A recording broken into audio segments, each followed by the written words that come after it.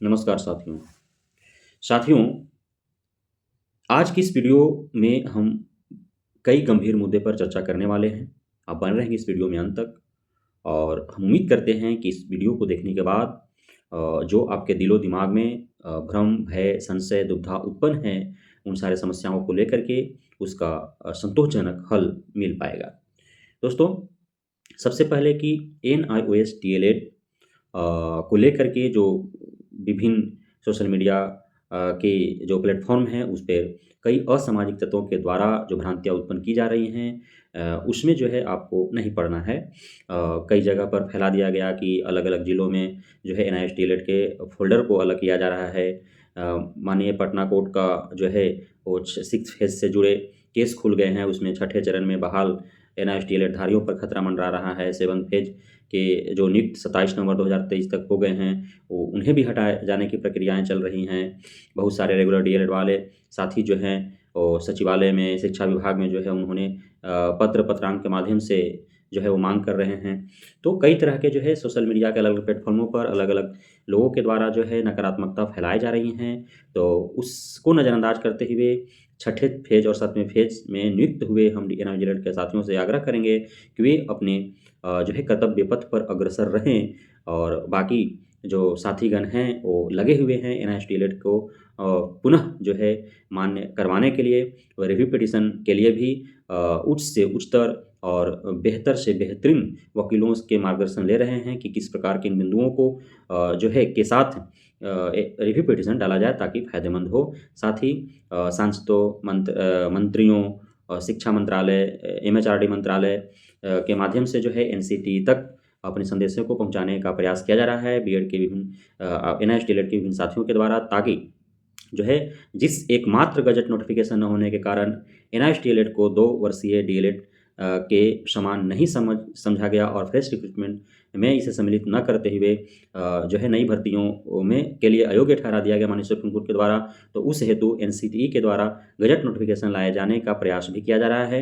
आज विभिन्न सूत्रों से पता चल रहा है कि जो अभी जो एनसीटी के चेयरमैन हैं, इनसे पूर्व में जो चेयरमैन थे, उनके समय ही जो है गज़ट नोटिफ़िकेशन लाए जाने का प्रयास किया जा रहा था, लेकिन बीच में उनका जो है स्थानांतरण हो जाने की वजह से उन्हें हट जाने के कारण जो है वह नोटिफ़िकेशन जो है वो फाइलों में दब के रह गया और नए जो चेयरमैन हैं इस हेतु प्रयास नहीं कर पाए और जिसका खमियाजा आज एनआईएस डीएलएड को भुगतना पड़ रहा है। दोस्तों, ये तो हुई एनआईएस डीएलएड से संबंधित महत्वपूर्ण बिंदु, जिसके तहत हमने आपको समझाने का प्रयास किया कि एनआईएस डीएलएड और जो है बीएड वर्सेस बीटीसी का जो फैसला है, वो दोनों में आकाश-ज़मीन का अंतर है। उसको एनआईएस डीएलएड से संबंधित फैसले को बीएड वर्सेस बीटीसी के फैसले से जोड़ कर के कदापि न देखा जाना चाहिए। दोनों में काफ़ी विभिन्नताएँ देखने को आपको मिलेंगे। उसमें जो है बीएड वर्सेस बीटीसी में राजस्थान हाईकोर्ट के द्वारा पहले ही उस गज़ट नोटिफ़िकेशन का 28/6/2018 के गज़ट नोटिफ़िकेशन को रद्द कर दिया गया था, जिसे ही माननीय कोर्ट के द्वारा बरकरार रखा गया। उसके बाद जो है कयास लगाए जा रहे हैं कि जो है आपका 25 नवंबर 2021 जिस दिन जो है वो राजस्थान हाईकोर्ट के द्वारा 28/6/2018 गज़ट नोटिफ़िकेशन को रद्द किए गए थे, उसी दिन से वह फैसला मान्य होगा और उसके बाद से जो भी बीएडधारी नियुक्त हुए हैं, उन्हें हटाए जाने की प्रक्रियाएँ की जाएँगी। हालाँकि ऐसा नहीं होना चाहिए, जिन्हें नौकरी मिल गई हैं, उन्हें कदापि नहीं हटाया जाना चाहिए, ताकि भले ही वो बीएडधारी हों या एनआईएस डीएलएडधारी हों, उसके लिए सरकार को अलग से विधि व्यवस्था बनाया जाना चाहिए। जिस प्रकार से अनट्रेन्ड शिक्षकों को जब सरकार ने बहाल किया, तो उन्हें जो है एनआईएस डीएलएड के माध्यम से उन्हें ट्रेंड कर उनकी नौकरी को बचाने का प्रयास किया। उसी प्रकार जो अब तक नियुक्त हो चुके हैं, चाहे वो बीएडधारी हों, एनआईएस डीएलएडधारी हों, उन्हें जो है नौकरी बचाने के लिए विशेष प्रावधान बनाया जाना चाहिए सरकार के द्वारा। तो उसी प्रकार जो है एनआईएस डीएलएड के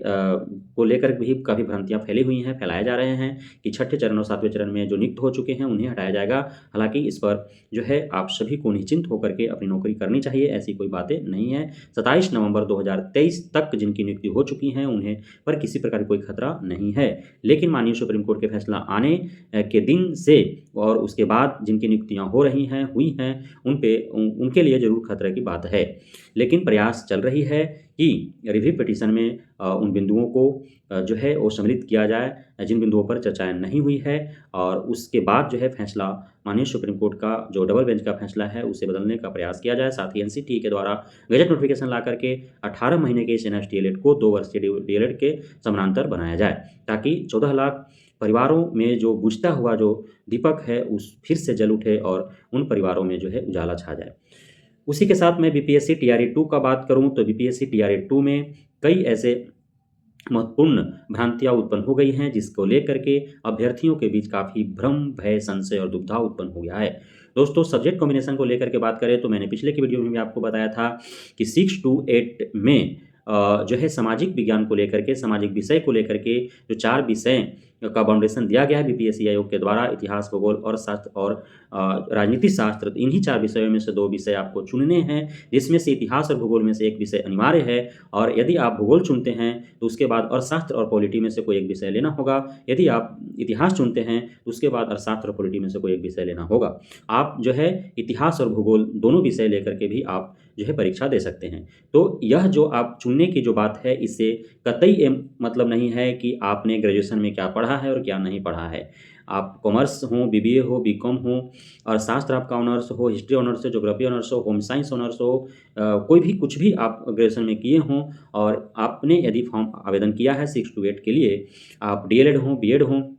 तो आप इन 4 में से 2 विषयों को रख करके आप एग्ज़ाम देंगे। 4 में से 2 विषय जो चुनने की बात है उससे जो है बस इतना ही मतलब है कि जिन 2 विषयों को आप चुनेंगे उन्हीं 2 विषयों से 40-40 अंकों का 80 अंक का प्रश्न आपको दिए जाएँगे बीपीएससी टीआरओ में, जो आपका 6 to 8 की भर्ती के लिए जो परीक्षा होगा। इसमें आपको ज्ञात है कि 150 अंक का परीक्षा होना है, 30 अंक का जो है आपका लैंग्वेज रहेगा, जिसमें 22 अंक का हिंदी और 8 अंक का आपका अंग्रेजी रहेगा। उसके बाद जो है 40 अंक का आपका सामान्य अध्ययन रहेगा, जिसमें आपको मैथ, रीजनिंग, करंट अफेयर्स, उसके बाद आपको स्वतंत्रता संग्राम से यानी भारतीय राष्ट्रीय आंदोलन, हिस्ट्री, पॉलिटी, इकोनॉमिक्स, ज्योग्राफी और उसके बाद ईवीएस, इन विषयों से आपको प्रश्न 40 नंबर के रहेंगे। और उसके बाद जो 4 में से 2 विषय आप चुनेंगे उसमें से 40-40 अंक का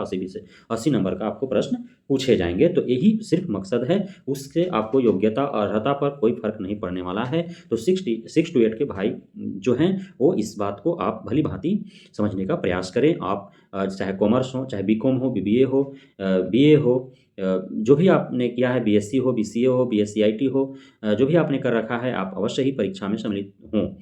उसमें जो है एनआईएस डीएलएड को लेकर के कोई साफ निर्देश नहीं है। तो जो भी एनआईएस डीएलएड कर रखे हैं उनके पास यदि जो है पर्याप्त साक्ष्य उपलब्ध हैं कि भविष्य में यदि बीपीएससी आयोग और शिक्षा विभाग के द्वारा मांगा जाए कि आपने जो स्पष्टीकरण दिया है एडमिट कार्ड अपलोड करते समय कि आप सितंबर 2017 से पूर्व से आप किसी विद्यालय में आप सेवारत थे, कार्यरत थे, इस वजह से आपने एडमिट कार्ड डाउनलोड किया, उसके बाद परीक्षा दिया और आपका चयन हो जाता है। डॉक्यूमेंट वेरिफिकेशन होने के दौरान आपको किसी प्रकार का यदि साक्ष्य मांगा जाता है तो आप देने में यदि सक्षम हैं तो आप बिल्कुल भी घबराएं नहीं। और आप चाहे निजी विद्यालय में शिक्षक रहते हुए आपने एनआईएस किया हो, एडमिट विद्यालय में रहते हुए आपने जो है एनआईएस किया हो, या फिर सरकारी विद्यालय में जो थे उनके लिए तो कोई घबराने की आवश्यकता ही नहीं है। तो वे सभी लोग सम्मिलित हो सकते हैं। हालांकि माननीय सुप्रीम कोर्ट के द्वारा जो फैसला आया है उसमें साफ साफ है कि 18 वर्षीय जो 18 माह का जो एनआईएस जो है उसमें फ्रेश रिक्रूटमेंट के लिए नहीं है, बल्कि जो ऑलरेडी नौकरी में थे उनका नौकरी बचाने के लिए था। लेकिन बीपीएससी आयोग जो है उन्होंने न्यू रिक्रूटमेंट में 18 माह के एनएस डीएलएड को भी सम्मिलित करने का जो है उन्होंने